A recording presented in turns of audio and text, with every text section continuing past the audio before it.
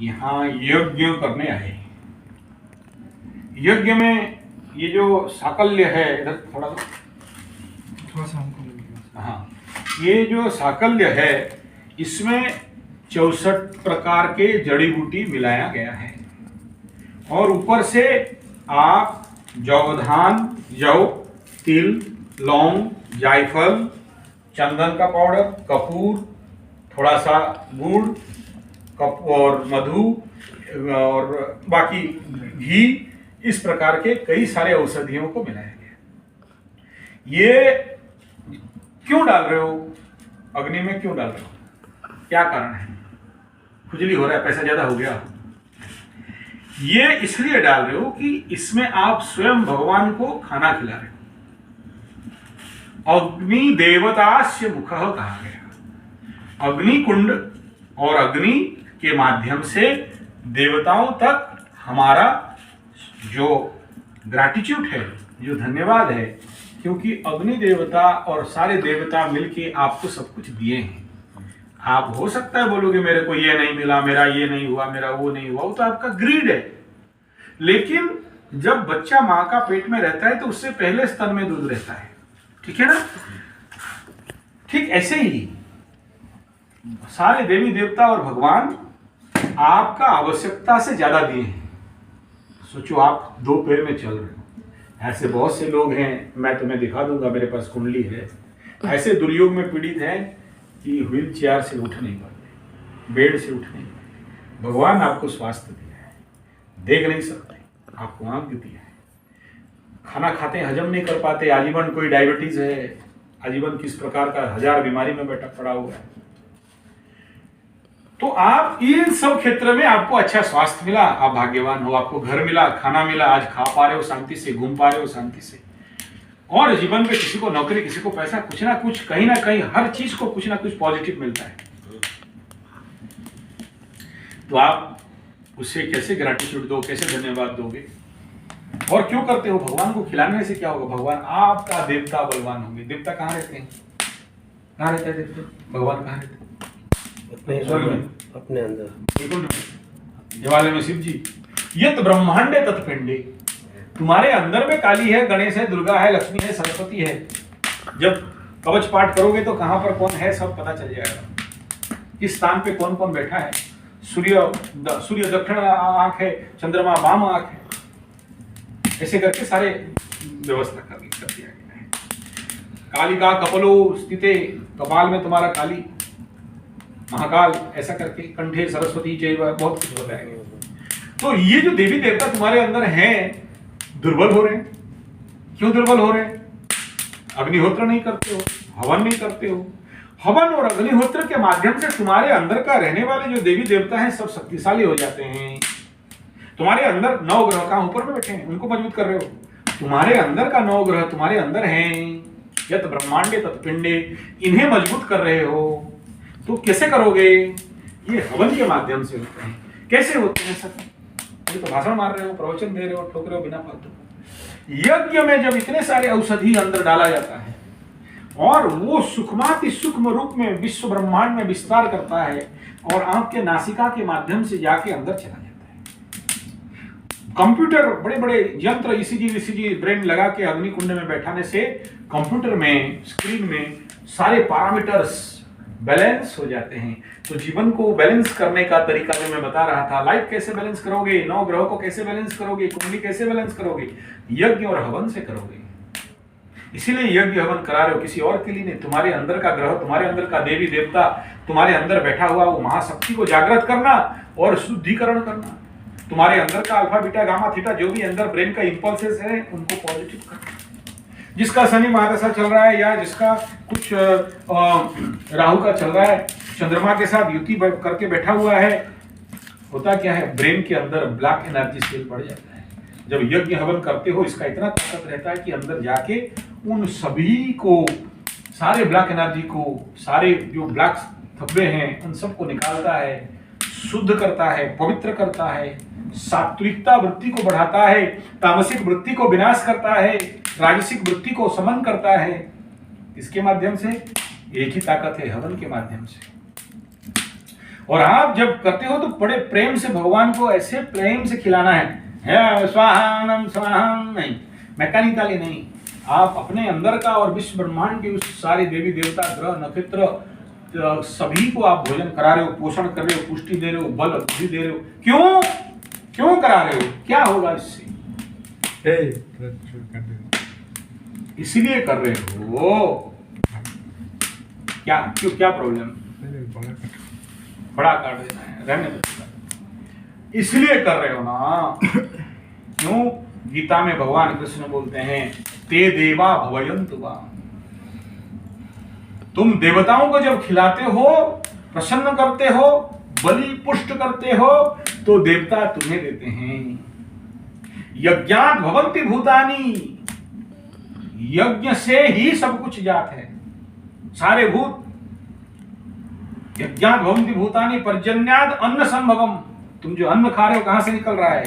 अग्नि से निकल रहा है। पर्जन्यात् अन्न संभवम, ये अग्नि का धूम्र ऊपर जाके बारिश करता है, जिसके लिए तुम्हें अन्न मिलता है।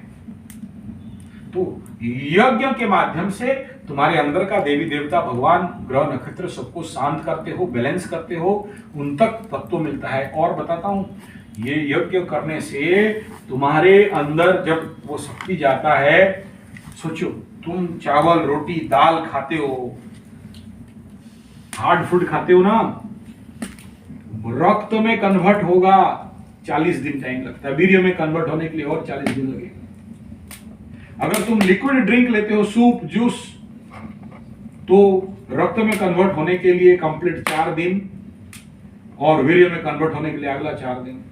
इसलिए सूप और जूस ज्यादा पीना चाहिए।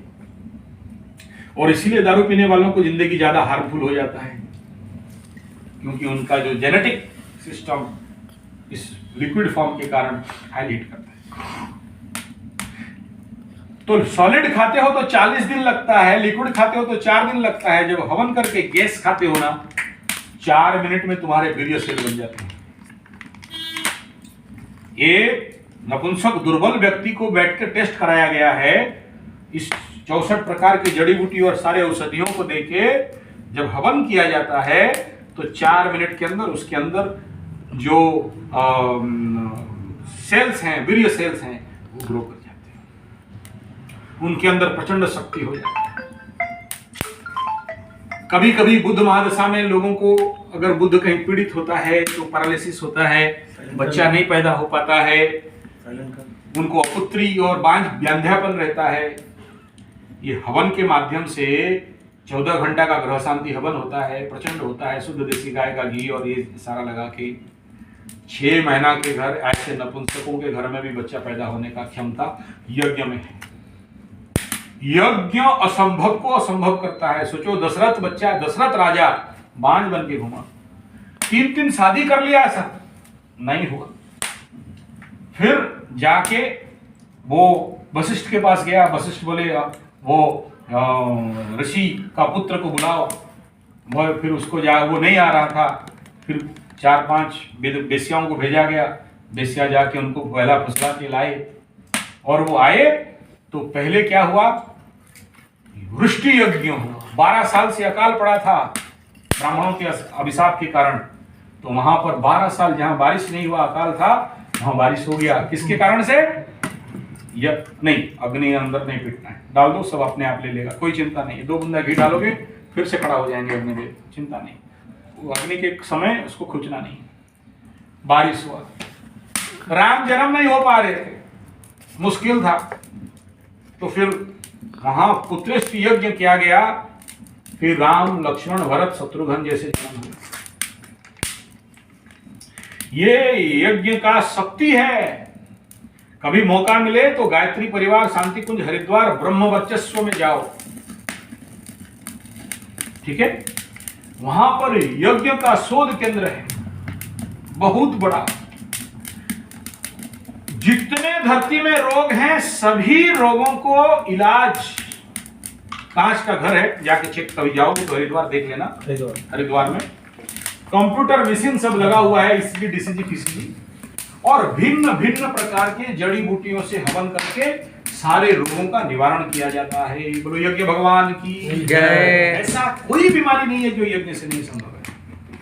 ऐसा धरती में कोई समस्या नहीं है जो यज्ञ से संभव नहीं। और सुनोगे, जब चाइना इंडिया पे अटैक किया था और हम लोग हार रहे थे, हमारे पास 3-4 दिन का औसत कुमत था। कभी भी मौका मिले तो जरूर दतिया पीठ माँ बगलामुखी का पीठ में जाना, वहां का हिस्ट्री सुनना। कहाँ पे? मध्य प्रदेश। आगरा या रांची झांसी से 20 किलोमीटर का दूरी में है। छत्तीसगढ़। झांसी मैंने यूपी। हाँ, आगरा स्टेशन या झांसी स्टेशन से 20 किलोमीटर दूर, एग्जैक्ट मैं जितना याद आ रहा है। झांसी से 20 किलोमीटर दूर है। झांसी का अगला स्टेशन दतिया स्टेशन है। कभी जाके वहां दर्शन करके आना। तंत्रपीठ किसको बोलते हैं, वहां का बहुत बड़ा व्याख्यान हो जाएगा, नहीं बोलता हूँ। वहां पर उस समय जो हमारे देश का प्रधानमंत्री कौन थे, जवाहरलाल नेहरू। उसको वो बोले कुछ रास्ता है, उनका गुरु थे तो गुरु बोले है, लेकिन इस हवन को करने के बाद मैं नहीं रहूंगा। तो ऐसे ही महान तंत्र यज्ञ हुआ माँ बगलामुखी का और माँ धुमावती का।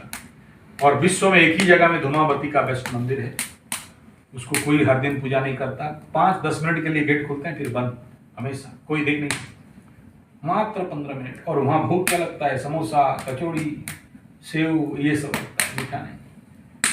और आज भी वो यज्ञ कुंड है। भारत के प्रचंड तांत्रिक लोग वहां हवन किया, और आज तक अमेरिका समझ नहीं पाया कि ऐसा क्या हुआ जो चाइना का सैनिक अपने से लड़े और छोड़ के भाग गए। कोई आज तक स्ट्रेटेजी को समझ नहीं पाया, ऐसा क्या हुआ, आज तक कोई वो स्ट्रेटेजी नहीं समझ पाया कि आज तक क्या हुआ। और वो दतिया पीठ का यज्ञ कुंड और स्वामी जी महाराज वो करने के बाद वो शरीर छोड़ दिए, जाके देख लें। ये हवन का शक्ति है। तुम क्या ग्रह दशा और अष्टम शनि और राहु केतु दिखा रहे हो, ये हवन में वो दम है जो तुम्हें आज बैड फल दे रहे हैं, चमत्कृत गुड फल देंगे। अर्श से फर्श और फर्श से अर्श, ये हवन में दम है।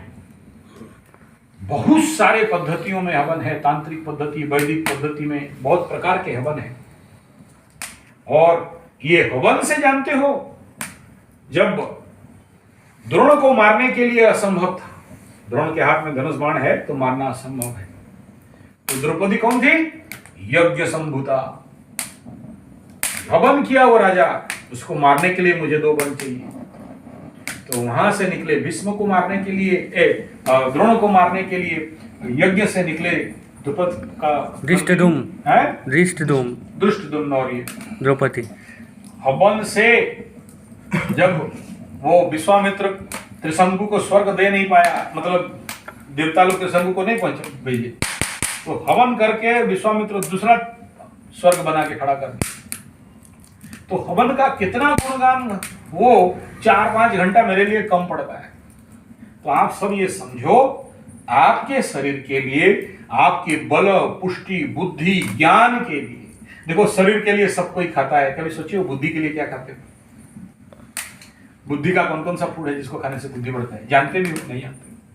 ब्राह्मी, भालकुड़ी, ठीक है, अखरोट, पिस्ता, बादाम, मूंगफली। हाँ, मैं बोल रहा था, इससे जरूर कनेक्शन रखो।